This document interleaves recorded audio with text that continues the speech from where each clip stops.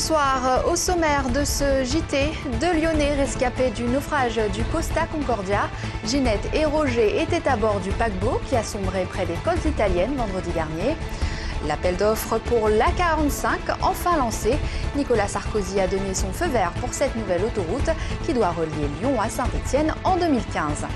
Et enfin, l'Asvel qui rate ses débuts en deuxième phase de l'Eurocoupe. Les Villeurbanais se sont inclinés 85-76 hier soir face au Donetsk.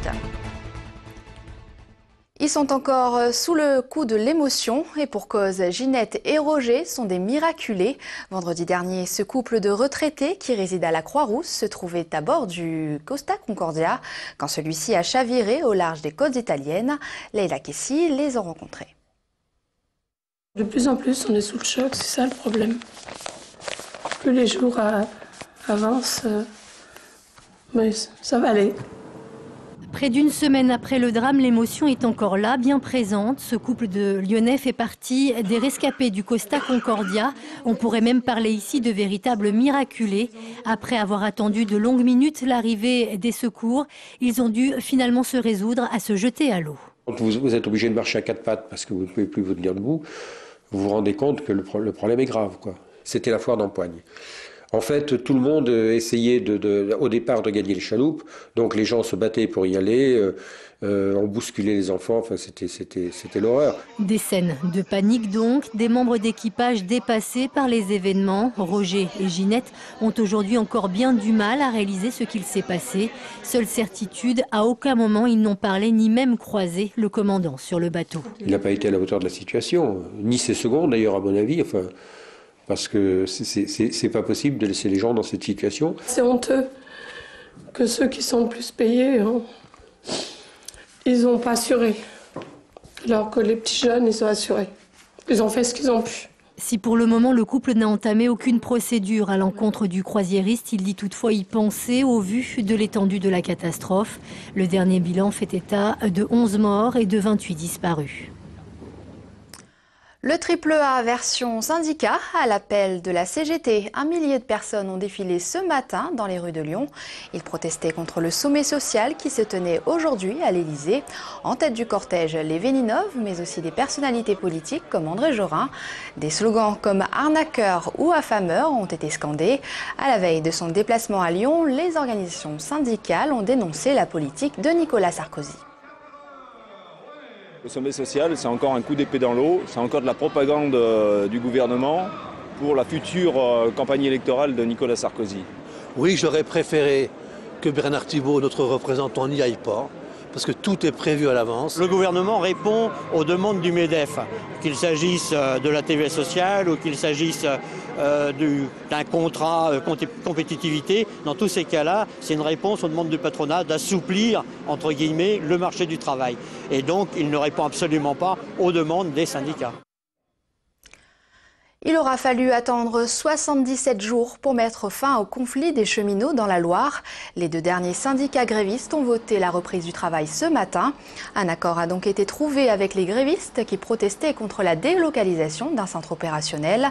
Lundi, un membre de la direction nationale de la SNCF avait été dépêché sur place pour mettre un terme au mouvement qui a fortement perturbé la ligne Lyon-Saint-Étienne et provoqué la colère des usagers.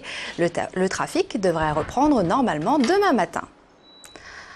L'A45 devrait donc bien sortir de terre d'ici 2015. Nicolas Sarkozy a annoncé le lancement de l'appel d'offres européen dans un courrier adressé aux collectivités locales de la Loire. La nouvelle autoroute qui doit relier Saint-Étienne à Lyon est sujet de discorde entre les deux agglomérations. Benoît d'Autriche.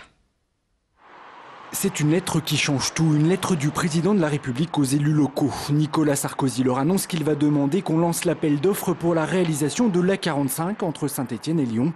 Du côté de la Loire, on applaudit. Depuis 4 ans, le dossier était quasiment au point mort. J'en suis extrêmement satisfait parce que les tergiversations qu'on avait depuis pas mal de mois, voire d'années, prennent fin aujourd'hui. J'aurais aimé bien sûr avoir cette décision avant et qu'on soit déjà dans la phase d'études techniques. Il y a 3 ans qui se sont écoulés, c'est un peu long. mais enfin, on y est quand même arrivé et maintenant il faut passer à l'étape supérieure. Sauf que côté lyonnais, on est beaucoup moins enthousiaste. En cause, le tracé de l'autoroute. Depuis le début, les élus du Rhône s'élèvent contre le raccordement de l'A45 à l'A450 ici à Brignais. Un tronçon déjà bien chargé. Pour Gérard Collomb, en tout cas, c'est clair, pas question d'approuver ce choix. On relie Saint-Étienne à Lyon, mais que l'on n'asphyxie pas Lyon et donc qu'on puisse organiser la déviation des grandes voiries sur l'extérieur de l'agglomération. Les élus lyonnais temporisent. Il faut dire que même si l'appel d'offres est lancé, il faudra attendre encore au moins 1 an avant de connaître le nom du constructeur de l'autoroute. Puis les travaux pourront débuter. En clair, derrière moi, le raccordement à la 450 ici à Brignais, c'est encore loin d'être fait. Et à noter que Nicolas Sarkozy sera demain à Lyon pour présenter ses vœux au monde économique. Il prononcera vers midi son discours à Eurexpo. 5 ministres du gouvernement doivent aussi faire le déplacement. La décision est donc tombée en fin d'après-midi pour les Le Jaby. 255 emplois seront supprimés et le site d'Issingeaux fermera lui ses portes. Le tribunal de commerce de Lyon a donc retenu le dossier d'Alain Pro, ex-PDG de la Perla, pour reprendre le fabricant de lingerie. Pour les employés, il s'agit de la pire proposition. Le sentiment, c'est je souhaite que le Jaby redémarre, parce que le Jaby a encore en son sein des savoirs. De gros savoirs en son sein. Je souhaite qu'il redémarre. J'ai 93 personnes de moins à Saint-Jean, puisque c'est ce repreneur-là. Et ça fait 143 personnes de moins à Rieux.